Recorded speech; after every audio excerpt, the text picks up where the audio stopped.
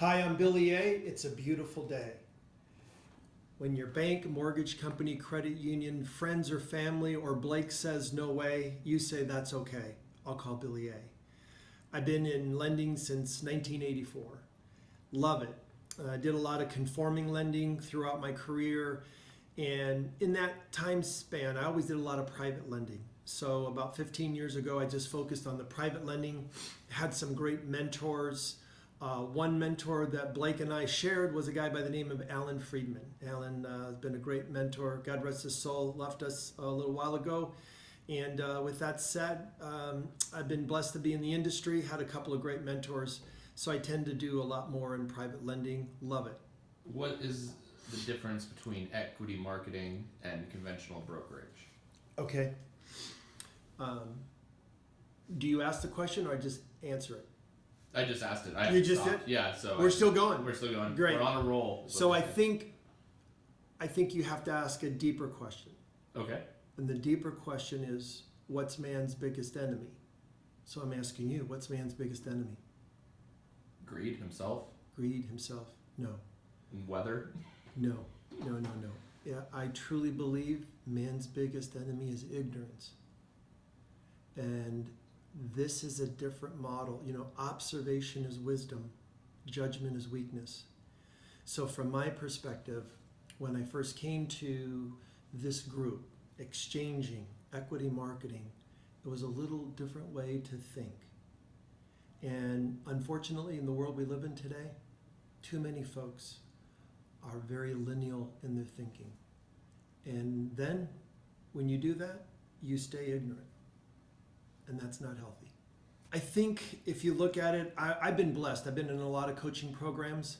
The core training is probably the best in the country for lending and real estate. One of the things they have at the core, it's called the bigger pile theory. The person with the bigger pile does the teaching. If you want to be more spiritual, you want to hang out with people more spiritual, right? If you want to be, do a little bit better in real estate, you want to hang out with people that are ahead of the journey, right? Bigger pile. This to me is a different pile, okay? It's a bigger pile. The thinking's different. When you really look at real estate, you need to have the metaphor. The best metaphor for me is like a stool. Just like that camera sits on, how many legs do you have right there? 3. Beautiful. And the problem that I see with most people's practices, whether it be exchanging real estate or lending, they tend to have their practice like a dreidel. So then when one of those legs goes out, it's over. So to really have a balanced practice, you really need to have a balanced marketing approach. Exchanging, lending, notes, right? Straight up sales. So the more legs you have, the more you develop, the stronger that stair is, the stronger that stool is. Therefore, you have a great product, great life. And you're able to generate leads. And that's the bottom line. It's all about making it rain and generating leads. So for me as a lender, my 3 piles, right? My 3 legs are real estate agents, other loan officers, right? Conforming A-paper stuff, because I don't do any of that. And I do a lot with developers, and I love exchangers. So the more legs, right, you have, the stronger what? That stool is. And that, to me, this is an awesome group to be exposed to and to be around and to be able to push some of that thinking. What are some of the benefits or the things you can accomplish with exchanging that you can't with conventional brokerage? I think the other awesome things that this is really becoming a premier way to build rapport. So many folks in the industry now, if you've noticed, is commoditizing the product. And I'm not knocking that. I think that's reality and that's where it's going. But when you really want to get a little bit deeper, I mean, the simplest question is, Mr. and Mrs. Jones, right? What are you going to do with the proceeds of the sale? It's amazing how many agents don't even ask that. So they don't get deeper. A lot of times you got to get deeper. You got to almost go 7 times deep. Well, why is that important? Why is that important? Why is that important? Until we can get down deep enough to really uncover the emotional part of why they're doing, it just doesn't work. Exchanging, right, gets you there. Think about it. Well, wait a second. How come, right? It's You don't sharpen a knife with a candle, right? There are not candles in that room. These guys are good. They're going to size you up quick. But if you use that expertise, that wisdom in a positive way, it's amazing. But unfortunately, most people don't want to be exposed to the light. Do you feel like there's a level of camaraderie and acceptance in those rooms? I do. I also think that in any tribe, right? What does community mean anymore, right? I'm Greek American, right? My ethnic. 50 years ago, 100 years ago, what did community mean? Community meant, right, your nationality. I'm from Poland, right? Italian, all the old neighborhoods. But if you really think about what does community mean now, right? Like-mindedness. That's really what community is, right? Whether it's a spiritual model, your church, synagogue, what does that mean, right? My brother loves, trading electric trains. Lionel loves it. That's a community for him. That's where he gets to go and really use his unique ability. So to me, creating community for this group is phenomenal, because in life, you have to have a unique ability, and then you have to have purpose. And when you can put those two together, you crush it. You crush it. So hanging out with guys like Blake, right, help you perfect, right, your unique ability. And then you can hone that skill and focus that purpose. When did you hear about exchanging? Exposure? Yeah. Yeah, believe it or not, 1988, 89. And I was a pup. Got in the business in 84, like I mentioned before. Started kind of in my career, went to this, into that, and then just started going to these groups. I got invited.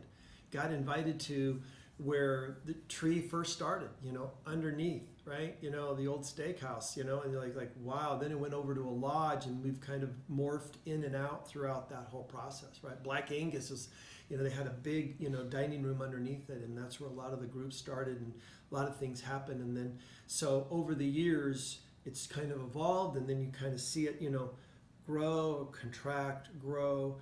But I was just a pup, got exposed to it, loved it. And that's kind of where I've kind of been in and out of this community. But lately with NCE and some of these other groups, it's really kind of perfected the model, and they've done a great job. What do you love about it, and what do you continue to love about it? I think like anything else, I think when you're around great people, you put good people together, great ideas come out. And I think that's the problem, that most people don't grow anymore. They just stay stagnant. And the only thing that's evolving is change, right? If you're not up to it, right? So with that, you've got to, this is just a great group, and most of this group is ahead, right? So you're learning. You're hanging out with guys that are better than you. What does that do? Makes you better. It just makes you better, right? Who wants to work out with someone that doesn't work out as well as you, right? That's crazy. And yet, so many people in the industry, kind of live life in that space. Were you surprised that so much creativity could be applied to this industry?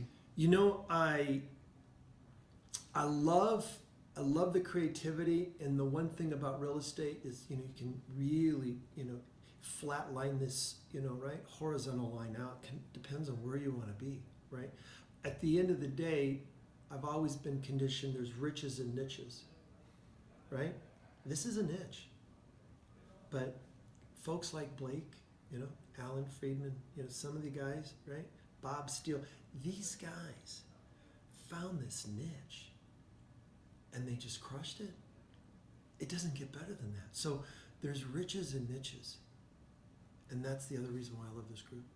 Would you suggest to other lenders or just investors interested in real estate to be represented at groups like this? Why wouldn't you? Right? In my mind, John Weaver, love him, and he taught me this principle about 20 years ago.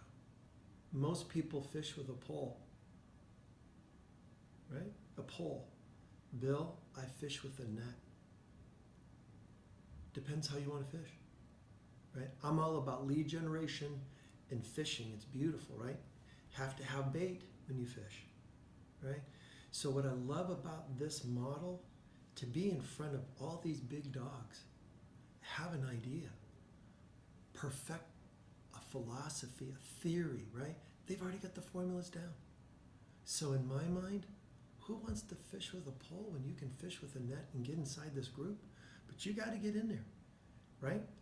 And a lot of these guys are big fish, right? But before they, they usually bump you before they take you out. But they'll bump you first.